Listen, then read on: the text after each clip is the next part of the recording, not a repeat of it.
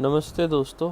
आज हम बात करने वाले हैं द पावर ऑफ नाउ के चैप्टर 7 के बारे में, जिसका कोर मैसेज है इनर बॉडी अवेयरनेस, यानी अपने अंदर की स्ट्रेंथ को महसूस करना और उसके साथ प्रेजेंट में जीना। इकार्ट टोले कहते हैं कि हम ज़्यादातर अपने माइंड के थ्रू लूप में फंसे रहते हैं। हर वक्त कुछ ना कुछ सोच रहे होते हैं, या तो पास्ट की यादों में जी रहे होते हैं या फिर फ्यूचर की चिंता में। लेकिन इस चैप्टर में वो एक पावरफुल टेक्निक बताते हैं जो हमें वापस अभी के पल में ले आती है, और वो है अपने शरीर के अंदर की एनर्जी को फील करना। सोच के देखो, जब तुम स्ट्रेस में होते हो या एंजाइटी में होते हो तो तुम्हारी बॉडी कैसे रिएक्ट करती है।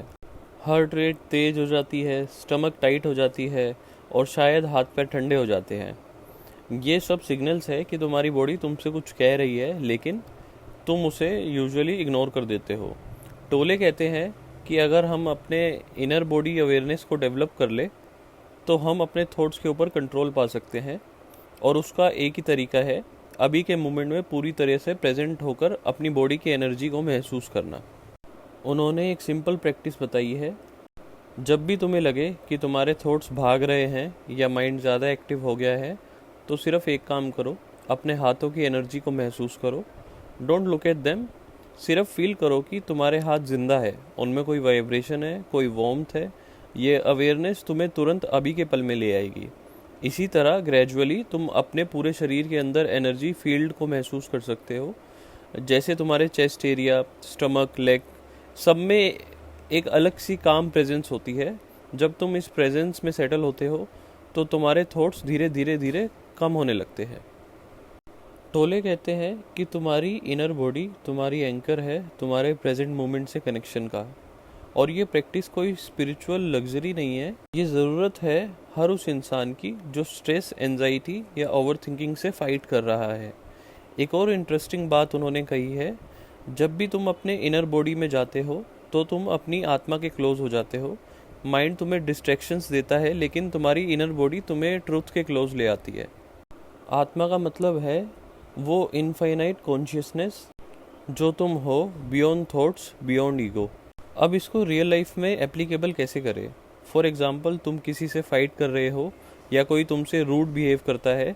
उस मोमेंट में तुम्हारा ईगो रिएक्ट करेगा, तुम्हारा माइंड तुरंत सोचने लगेगा मैं इसे कैसे जवाब दूं, मैं इसे कैसे सबक सिखाऊं।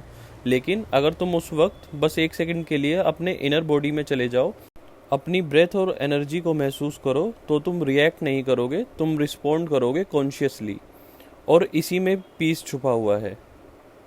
इस चैप्टर में टोले ये भी बताते हैं कि जब तुम अपने इनर बॉडी में रूटेड होते हो तो तुम इजीली किसी भी इमोशनल पेन से डील कर पाते हो, क्योंकि तुम उस पेन को सिर्फ ऑब्जर्व करते हो, उसे रेजिस्ट नहीं करते।